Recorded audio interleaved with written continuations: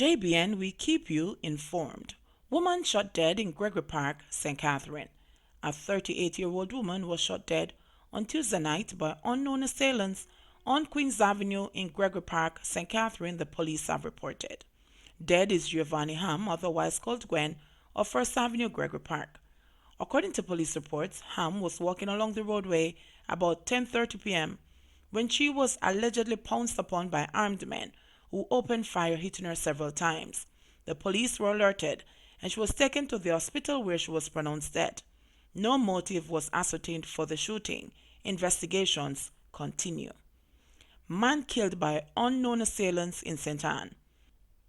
A motive is yet to be established by the St. Anne police in relation to the murder of a 40-year-old man in the Hampton area of the parish on Monday night. The deceased man has been identified as Cleveland Bruce. Reports are that sometime after 6 p.m., residents heard what appeared to be gunshots coming from a section of the community and alerted the police. Upon their arrival, law enforcers found Bruce suffering from gunshot wounds. He was assisted to the hospital, where he died while undergoing treatment. The police are probing the fatal gun attack. 10-year-old boy dies after being hit by a motor car in Westmoreland. The Westmoreland police say the driver of a Toyota Corolla motor car, which mowed down a 10-year-old boy in the parish on Sunday, has been warned for prosecution by investigators. The deceased child has been identified as Unity Primary School student Jotwayne Johnson of Barks Road, Westmoreland. Police reports are that about 3:30 p.m. the boy was walking along the Dunbar River Main Road when he attempted to cross the roadway. In the process, he was hit by the motor car.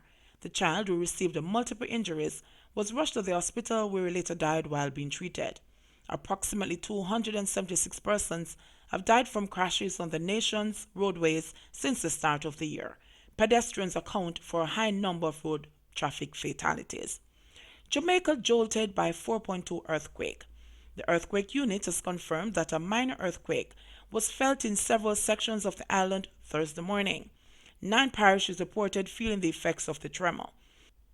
The earthquake struck at 6:45 a.m., approximately 4 kilometers northwest of Guy's in St. Catherine, close to the border with St. Anne.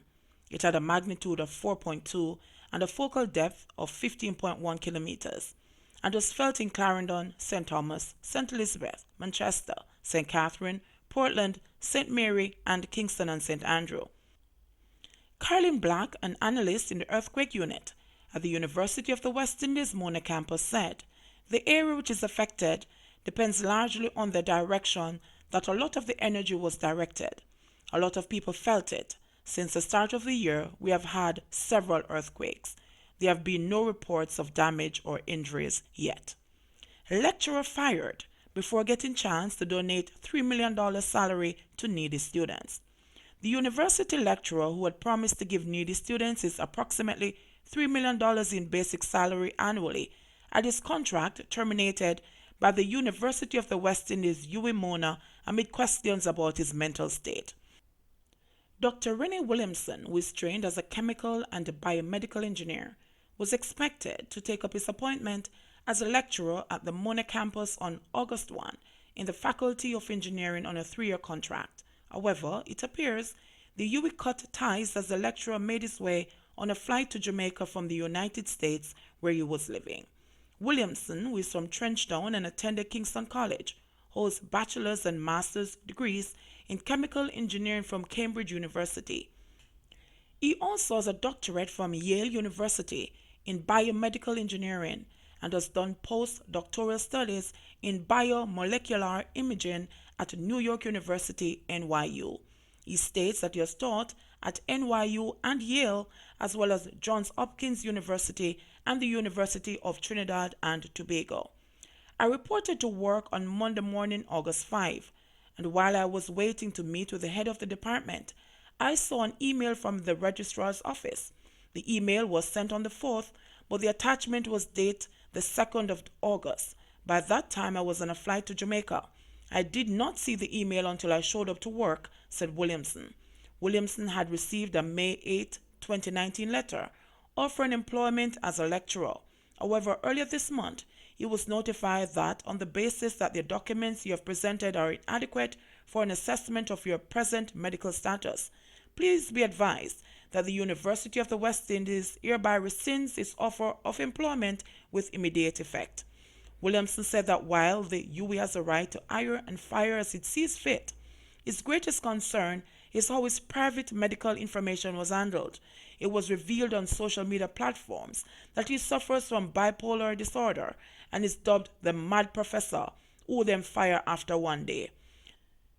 They didn't follow a normal process in handling of those medical records because my medical information is now the subject of gossip in Jamaica and ridicule on different social media platforms, and they didn't follow a normal process in making sure that my medical records were handled appropriately and confidentially. I think UE needs to follow standard process. They need to be professional and they need to be respectful of a person's reputation. I can't speculate that the university has disclosed my diagnosis, but chances are that's where it came from, said Williamson. He added that the university was negligent and took value from his brand. The lecturer contends that while the email stated that he didn't present sufficient evidence, he had sent all his medical records totaling 500 pages, as he had even included records from places that he had previously worked. All my medicals, according to the forms, were within the normal limits. In fact, it stated that I'm a healthy human being of 43 years old. I am a male at birth, and I do not present as having any challenges at the time of my medical diagnosis. It includes the fact that I have a medical condition that is ongoing and chronic, so it does require me to work with my doctors privately to manage that.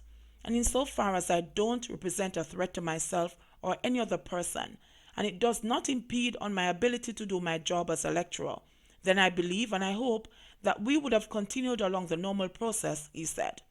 Williamson said that he had made all preparations to relocate to Jamaica and had gone as far as to contact the schools of which he is an alumnus to start the process of collaboration to use their facilities. Any relocation of this sort is a significant expense. It was supposed to be covered by the university, by the way, according to the terms of the contract, but according to the advice of the dean, I would pay it up front and then they would reimburse me. To date, I haven't been reimbursed and I'm 16 days in Jamaica, he said last Friday. Asked to respond to the allegations of leaking the lecturer's medical report and whether Williamson would be reimbursed for his expenses, the University of the West Indies said, "The University of the West Indies Mona campus does not disclose information concerning terms of engagement with prospective employees or employees," was all it said. Williamson said his offer to donate his salary wasn't done for fame, but out of concern for students who are being deregistered because they cannot pay their tuition, a matter brought to his attention by Guild President Christina Williams. He said he had identified 2 medical students, a law student, and another pursuing actuarial studies, who would have benefited from this gesture. Williamson is the executive chairman of the Shashami Sunrise Foundation, a volunteer organization that supports education in the developing world. He is also a senior partner in a company called Broadhaven Associates in the United States.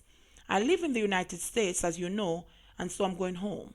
It is my intention, though, to still try to contribute to life in Jamaica. One of the things I'm exploring is going into representational politics, he said. Pardons for over 100 other traffic offenders under the Welsh doctrine.